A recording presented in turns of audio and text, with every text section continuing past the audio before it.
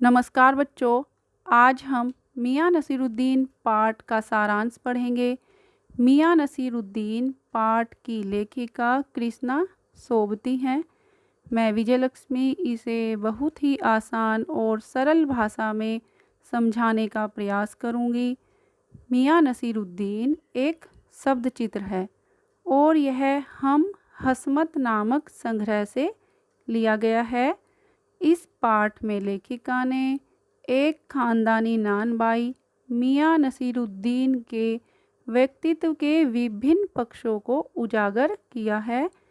नानबाई उसे कहते हैं जो विभिन्न प्रकार की रोटियां बनाता हो, अर्थात एक ऐसा व्यक्ति जो अलग अलग तरह की रोटियां बनाता हो और बेचता हो, उसे नानबाई कहा जाता है। एक बार लेखिका दोपहर के समय जामा मस्जिद की तरफ मटिया महल के गढ़ैया मोहल्ले की ओर जाती है और वहां देखती है कि एक सामान्य सी अंधेरी सी दुकान पर आटे को गूंथा जा रहा है और आटे को गूंथते समय पटपट की आवाज़ भी आ रही है, क्योंकि जो आटा है वह बहुत अधिक मात्रा में गूंथा जा रहा है।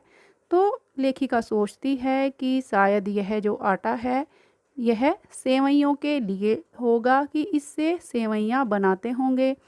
परंतु जब लेखिका पूछती है तो उसे पता चलता है कि यह तो खानदानी नानबाई मियां नसीरुद्दीन की दुकान है, जो 56 प्रकार की रोटियां बनाने के लिए प्रसिद्ध है। तो लेखिका दुकान के अंदर देखती है और दुकान में चली जाती है तो मियां नसीरुद्दीन चारपाई पर बैठे बीड़ी पी रहे थे। वे अच्छी उम्र के और पक्के कारीगर दिखाई दे रहे थे। तो लेखिका को वह ग्राहक समझते हैं और लेखिका को अपने पास बुलाते हैं। तो लेखिका के मन में एक झिझक होती है, क्योंकि वह जानना चाहती है मियां नसीरुद्दीन के बारे में। तो फिर वह मियां नसीरुद्दीन से पूछती है झिझकती हुई कि अगर आपके पास समय है तो कुछ सवाल पूछूं।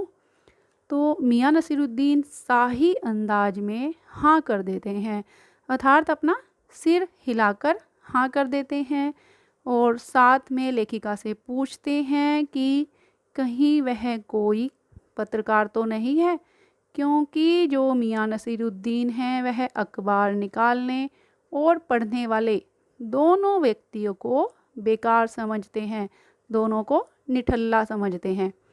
तो लेखिका मियां नसीरुद्दीन से अनेक प्रकार की रोटियां बनाने के बारे में बात करती है और पूछती है कि उन्होंने रोटियां पकाने की शिक्षा कहाँ से प्राप्त की है।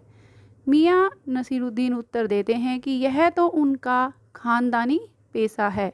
खानदानी पेशा उसे कहते हैं जैसे कि हमारे जो पिता हैं, हमारे दादा हैं, वही काम करते हों तो उसे खानदानी पेशा कहा जाता है।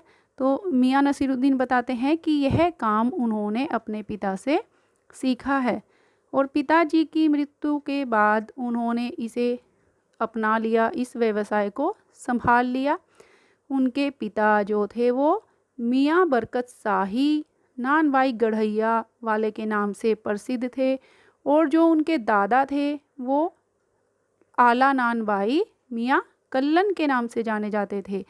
तो लेखिका ने जब उनसे पूछा कि क्या उन्हें अपने पिता अथवा दादा की कोई शिक्षा याद है, तो मियां ने उत्तर दिया कि काम करने से आता है। तो लेखिका का क्या कहना था कि आपके दादा या पिता ने आपको कुछ बताया होगा, रोटियां बनाने के बारे में कोई जानकारी दी होगी, तो आपको कुछ याद है। तो फिर मियां नसीरुद्दीन कहते हैं कि काम करने से आता है, अर्थात जब हम किसी काम को करते हैं तो वह अपने आप, वह स्वयं ही आ जाता है, शिक्षाओं से नहीं आता, कि किसी के द्वारा प्रशिक्षण देने पर काम नहीं आता जब तक हम उसको स्वयं नहीं करते। फिर लेखिका पूछती है कि जब आपने यह काम करना शुरू किया था तो आपके पिता ने आपको कोई न कोई सीख तो अवश्य दी होगी। फिर नसीरुद्दीन कहते हैं कि हमने यह सब अपनी मेहनत से सीखा है। जिस प्रकार से एक बच्चा पहले अलिफ सीखता है, फिर वह आगे बढ़ता है, फिर वह कच्ची कक्षा में जाता है, फिर वह पक्की कक्षा में, और फिर वह दूसरी कक्षा में पहुंच जाता है। तो यहाँ पर जो अलिफ शब्द है यह उर्दू का शब्द है, उर्दू वर्णमाला का अक्षर है। जिस प्रकार से हिंदी में अ आ होते हैं उसी प्रकार से यह उर्दू का शब्द है। तो मियाँ नसीरुद्दीन कहते हैं कि छोटा बच्चा भी तो पहले अलिफ सीखता है, फिर धीरे धीरे ऊंची जमात में, ऊंची कक्षा में पहुंच जाता है। तो उसी प्रकार हमने भी पहले छोटे छोटे काम किए, जैसे बर्तन धोना, भट्टी बनाना, भट्टी को आँच देना, और उसके बाद हमने यह काम भी सीख लिया। यह काम भी हमने जब किया तो हम सीख गए और यह हुनर हमने पा लिया। तो फिर लेखिका उनसे पूछती है कि आपने खानदानी नानबाई होने की बात कही है, क्या यहाँ पर और भी नानबाई हैं? तो फिर मियाँ नसीरुद्दीन बताते हैं कि हैं तो बहुत, परंतु वह खानदानी नहीं है। उन्होंने कोई पुरानी बात जो है याद करते हुए कहा, मियाँ नसीरुद्दीन ने, कि एक बार बादशाह ने हमारे बुजुर्गों से पूछा था कि क्या वे कोई नई चीज़ खिला सकते हैं। तो बादशाह की आज्ञा से हमारे जो बुजुर्ग थे उन्होंने ऐसी चीज़ बनाई थी जो न तो आग से पकी थी और न पानी से बनी थी। तो लेखिका फिर उस चीज़ के बारे में मियाँ नसीरुद्दीन से पूछती है। तो मियाँ नसीरुद्दीन कहते हैं कि यह न पूछिए, क्योंकि जो खानदानी नानबाई होते हैं वह तो कुएं में भी रोटियां पका सकते हैं। तो मियाँ नसीरुद्दीन की इस कहावत पर लेखिका एक प्रश्न चिन्ह लगा देती है। वह फिर प्रश्न पूछती है उनसे कि किस प्रकार से कुएं में रोटियां बनाते हैं। तो जो मियाँ नसीरुद्दीन है वह भड़क जाते हैं, क्योंकि वह लेखिका से बात करना पसंद नहीं करते। उनके मन में जो है लेखिका से बात करते समय अरुचि पैदा हो जाती है, वह बात करने में कोई इंटरेस्ट, कोई रुचि नहीं रखते। फिर लेखिका जानना चाहती थी कि उनके बुजुर्ग किस बादशाह के यहाँ काम करते थे। तो उनसे फिर प्रश्न किया लेखिका ने। तो अब उनका जो तेवर था वो बदल गए, उनके तेवर मियाँ नसीरुद्दीन के, अब उनकी आवाज़ भी बदल गई, क्योंकि वह पहले ही लेखिका से बात करना पसंद नहीं कर रहे थे और वह यह भी नहीं जानते थे कि किस बादशाह के यहाँ उन्होंने काम किया था। क्योंकि जो मियाँ नसीरुद्दीन थे उन्होंने यह बात लेखिका के सामने अपने बुजुर्गों की प्रशंसा करने के लिए कही थी।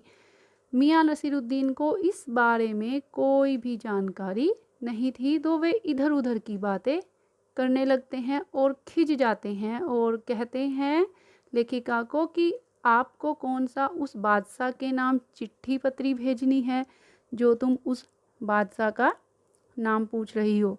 तो कहने का भाव यह है कि मियाँ नसीरुद्दीन बादशाह का नाम बता नहीं पाते क्योंकि उन्हें पता नहीं है।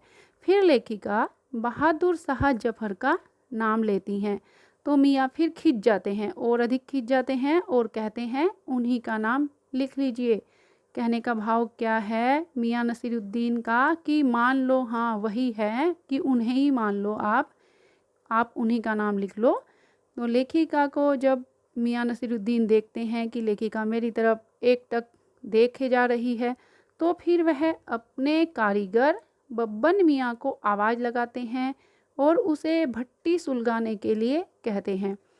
लेखिका के मन में एक प्रश्न और था, वह मियाँ नसीरुद्दीन से उनके बेटे बेटियों के बारे में पूछना चाहती थी, पर जब लेखिका ने देखा कि मियाँ नसीरुद्दीन बात करने में कोई रुचि नहीं ले रहे हैं, फिर वह पूछती नहीं है, परंतु कारीगर के बारे में पूछ लेती है कि क्या यह आपके शिष्य हैं, अर्थात आप इनको काम सिखाते हो।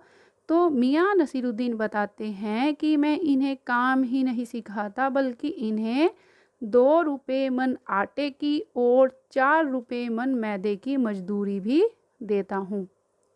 फिर लेखिका मियाँ नसीरुद्दीन से रोटियों की किस्म जानने की इच्छा जताती है, अर्थात वो पूछना चाहती है, वो पूछती है कि आप कौन कौन सी किस्म की रोटियां बनाते हो। तो मियाँ ने बताया कि वह अपनी भट्टी पर बाकरखानी, सीरमाल, तापतान, बेसनी, खमीरी, रुमाली, गाव, दीदा, गाजेबान व तुन की आदि रोटियां बनाते हैं। तुन की रोटी पापड़ से भी अधिक पतली होती है। तो इतना कहने के बाद जो मियाँ नसीरुद्दीन हैं वह अतीत में खो जाते हैं। उनको अपनी पुरानी बातें याद आ जाती हैं और एक लंबी और गहरी सांस लेते हैं और कहते हैं, वह ज़माना चला गया जब लोग खाने पकाने की इज्जत करते थे। अब खाने पकाने का शौक़ पहले की तरह नहीं रहा और न लोग अब खाने पकाने की इज्जत करते। अब तो भारी और मोटी रोटी का बोलबाला है। अर्थात वो कहते हैं कि अब तो तंदूरी रोटी को पसंद करते हैं, क्योंकि हर व्यक्ति जल्दी में है, किसी के पास समय नहीं है। और मियाँ नसीरुद्दीन कहते हैं कि अब तो तंदूर से निकाली, खाई और हजम कि अब लोग अलग अलग तरह की रोटियां खाना पसंद नहीं करते। लेखिका ने इस पाठ में हमें यह बताने का प्रयास किया है कि जो हमारा खानदानी पेशा या खानदानी व्यवसाय होता है, उसको सीखने के लिए अधिक मेहनत नहीं करनी पड़ती। उसको हम अपने आप सहज भाव से सीख जाते हैं, क्योंकि जो हमारे बुजुर्ग होते हैं, जो हमारे बड़े होते हैं, हम उनको काम करता हुआ देखते हैं और फिर हम भी उस काम को करते हुए सीख जाते हैं। पाठ यहीं पर समाप्त होता है। मैं आशा करती हूँ कि आपको पाठ अच्छे से समझ आया होगा।